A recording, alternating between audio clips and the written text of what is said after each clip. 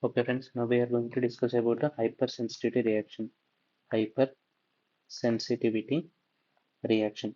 Hypersensitivity reactions అనేవి మనకి 4 types ఉంటాయి. ABCD అనుకున్నాం. A, B, C and D.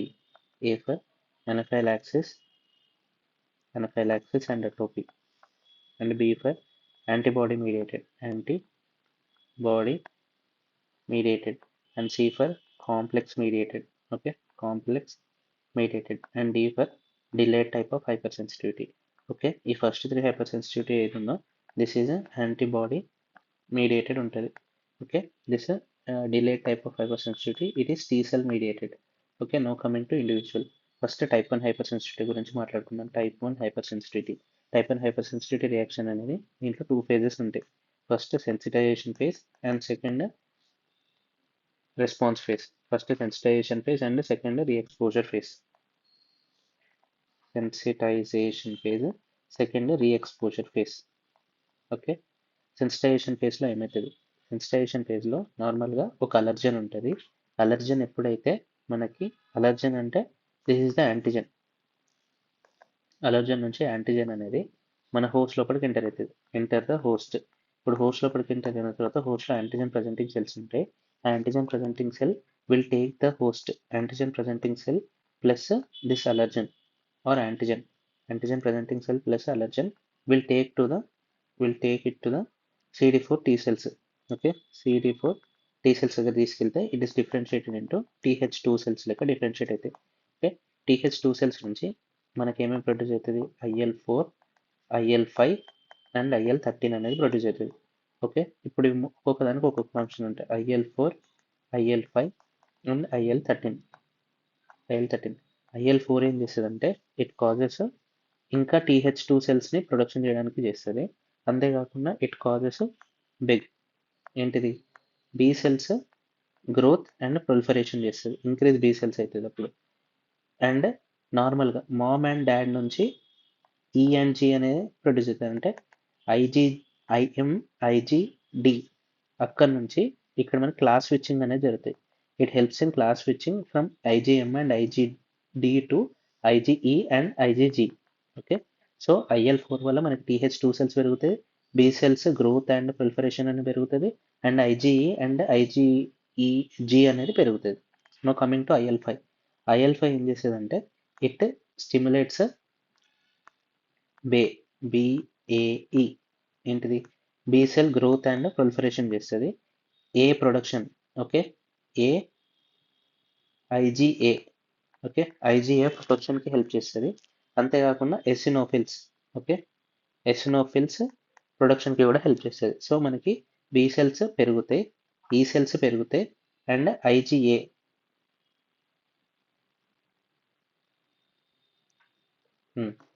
B cells growth and proliferation. ఈ ఫర్ ఎసినోఫిల్స్ కౌంట్ అనేది పెరుగుతుంది. B cells B type lymphocytes అనేటివి కూడా పెరుగుతుంది. అండ్ IgA ప్రొలిఫరేషన్ కూడా పెరుగుతుంది. అంటే class switching from IgM and IgD to IgA దానికి హెల్ప్ చేస్తుంది IL5. నెక్స్ట్ IL13 అనేది it increase the number of eosinophils and alternate complement pathway activate చేస్తుంది. మోస్ట్ ఇంపార్టెంట్ అనేది IL13 increases the eosinophilic count. So finally మనకి ఏమవుతుంది? It increases the IgE production. Okay, ఇక్కడ type 1 hypersensitivity కావాల్సింది మనకు IgE అనేది IL4, IL5 and IL13 produced from the TH2 cells. దీంట్లో మనం IgE కాంపోనెంట్ అని ఒకటి తీసుకుందాం. IgE కాంపోనెంట్స్ ఏం చేస్తాయంటే this will coat this IgE antibodies produced from the TH2 cells, IL4, IL5 and IL13. This will coat the mast cells. Okay, mast సెల్స్ని coat చేస్తుంది. So ఇప్పుడు ఇది మ్యాస్ట్ సెల్స్ అంటే మ్యాస్ట్ సెల్ మీద మనకి receptors ఉంటాయి. This is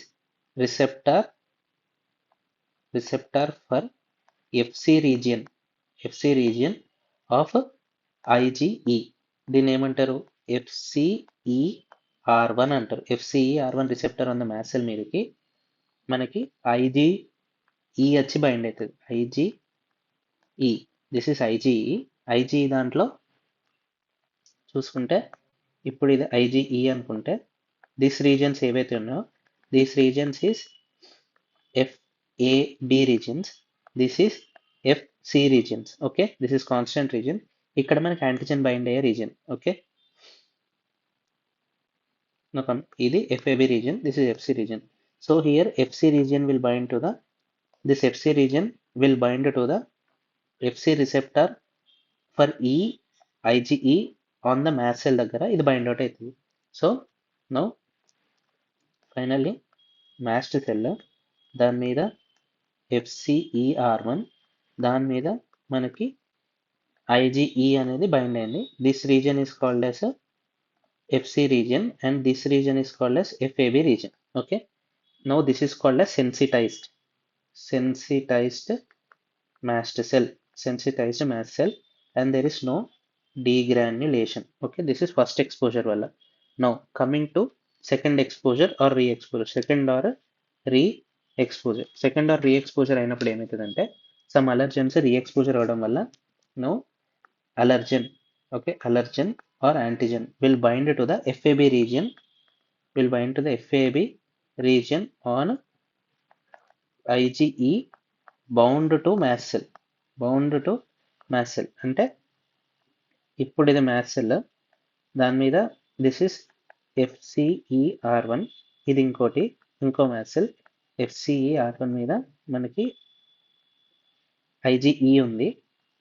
Now this antibody, okay, now this antigen will bind to the FAB regions. Okay, this is FAB regions of IgE, this is FC region of IgE. ఇప్పుడు this is the antigen will bind to the FAB regions of the IgE attached to the mast cell. Okay, now ఇట్లా ఏమవుతుంది, it undergoes cross linking and degranulation happens. This lead to degranulation. అంటే ఎట్లయితుందంటే tyrosine, how degranulation happens, tyrosine kinase signaling cascade in mast cell. Tyrosine kinase signaling cascade in the mast cell అవుతుంది. These lead to rapid calcium influx.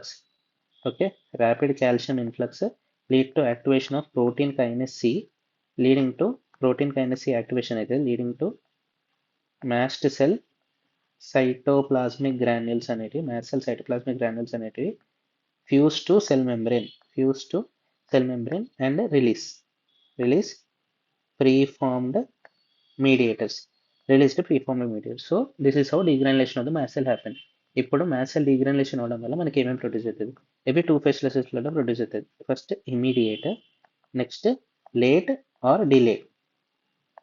Immediate అంటే within minutes, late or delayed అంటే within hours. ఇమీడియట్గా మనకు produce అయ్యేటి 3 produce అవుతుంది. First most important is histamine, heparin and tryptase. Okay, each has very significant activity. And late గా produce అయ్యేది eosinophilic chemotactic factors. Okay, they లేట్గా release అయ్యేది ఏంటంటే some chemotactic factors which attract the eosinophils. Next leukotrienes such as C4, D4, E4 ల్యూకోట్రైన్స్ని stimulate చేస్తుంది. అంతేకాకుండా PGs such as PG, D2. Next సైటోకైన్స్ని కూడా స్టిమ్యులేట్ చేస్తుంది, that is TNF alpha. So ఇవి లేట్గా స్టిమ్యులేట్ అయితే, ఫస్ట్ ఎర్లీగా స్టిమ్యులేట్ అయితే హిస్టమైన్, హెపారిన్ అండ్ ట్రిప్టేస్. దీంట్లో ఫస్ట్ మోస్ట్ ఇంపార్టెంట్ ఏంటంటే ఈ ట్రిప్టేస్ ఏదైతే ఉందో this is specific for mast cell degranulation. Mast cell degranulation అయిందంటే మనకి ట్రిప్టేస్ లెవెల్స్ అనేది పెరుగుతాయి. నెక్స్ట్ కమింగ్ టు హిస్టమైన్ ఏదైతే ఉందో this is a vasoactive amine. ఇది ఏంటిదంటే ఇట్ కాజెస్ వాసో డైలిటేషన్. అంతేకాకుండా ఇట్ ఇంక్రీజెస్ వాస్కులర్ పర్మియబిలిటీ. దీనివల్ల ఏమైతే వాస్కులర్ డైలిటేషన్ అయింది, వాసో పర్మియబిలిటీ అయింది కాబట్టి this lead to oedema urticaria and increase gap between. ఈ వాస్కులర్ పర్మియబిలిటీ అంటే ఏంటిది, increase gap between endothelial cells. This is the most important line. This is asked in NBME. Increase gap between the endothelial cells due to histamine. Now next bronchoconstriction కూడా అవుతుంది.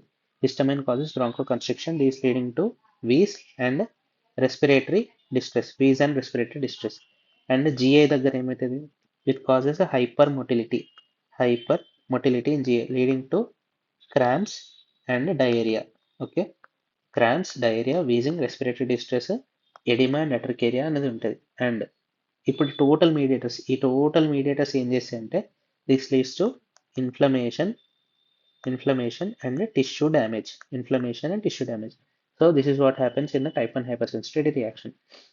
So examples of type 1 hypersensitivity reaction వచ్చేసరికి first one anaphylaxis, atopy, allergic asthma. అంటే anaphylaxis అంటే to food కానీ bee sting కానీ or some drugs. Okay, next Casoni's test. Allergic asthma కూడా దీని కిందకి వస్తుంది. కెసోనిస్ టెస్ట్ అంటే హైడాటెడ్ సిస్ట్ దగ్గరికి వెళ్ళి శాంపుల్ తీసుకోవడం, hydatid cyst. Next fourth one drug allergy to penicillamine, morphine and opioids. Okay, కొన్ని అప్లైడ్ పాయింట్స్ ఉంటాయి. అప్లైడ్ పాయింట్స్ ఏంటిదంటే IgE, okay, non IgE mediated mast cell degranulation. Non IgE mediated mast cell degranulation అనేది దేంట్లో జరుగుతుంది? It is seen with 3 drugs. This is the most important question. Non IgE mediated mast cell degranulation. This happens with vancomycin, opioids and radioactive dye. Vancomycin, opioids and radioactive dye. This is the most important question. Next, how to test type 1 hypersensitivity reaction. Type 1 hypersensitivity reaction ఎట్లా test చేస్తారంటే by using ELISA, that is skin or blood test. ELISA skin or blood test దాంట్లో మనం చేసేది ఇక్కడ type 1 hypersensitivity reaction. Here what we will do అంటే ఇక్కడ IgE specific for allergen specific IgE ఏంటిది అనేది తెలుసుకుంటాం by ELISA of skin and blood test చేస్తాం for allergen specific IgE to know about type 1 hypersensitivity reaction. అంటే anaphylaxis ఉందా, he or she is allergic to the particular substance అని తెలుసుకోవడానికి, allergen specific IgE ఉందో లేదో తెలుసుకోవడానికి స్కిన్ అండ్ బ్లడ్ టెస్ట్ అనేది చేస్తాం. ఆ ప్రాసెస్ అనేది ELISA. Okay, so these are the applied points. ఇంకోటి ఏంటిదంటే to prevent the mast cell degradation, we use some drugs called as cromolyn sodium chromoglycate అంటారు. దేనికంటే it helps in asthma prophylaxis. Okay, now coming to the treatment of type 1 hypersensitivity reaction. Type 1 hypersensitivity reaction లో we can use glucocorticoids. Treatment ఏంటిదంటే glucocorticoids ఏం చేస్తుంది? First main action ఏంటిదంటే it inhibits NF-kB pathway and stimulate T cell apoptosis and inhibit or decrease B cell and T cell function. అనేది తక్కువ చేస్తుంది. T cell apoptosis ని stimulate చేస్తుంది and inhibit NF-kB function and decreases transcription. Okay, and it decreases transcription of many cytokines. కాబట్టి cytokine synthesis ని తక్కువ చేస్తుంది, B cell and T cell function ని తక్కువ చేస్తుంది, టీ సెల్ ఎపోప్టోసిస్ చేయడానికి హెల్ప్ చేస్తుంది and inhibit NF-kB. And it also inhibits margination of WBC. So inhibit margination of WBC కాబట్టి WBC ఎఫెక్ట్స్ ఏమేమి ఉంటాయి? ఇక్కడ neutrophils, eosinophils and B and T lymphocytes మీద ఎఫెక్ట్ ఏంటిదో చూద్దాం. ఓకే,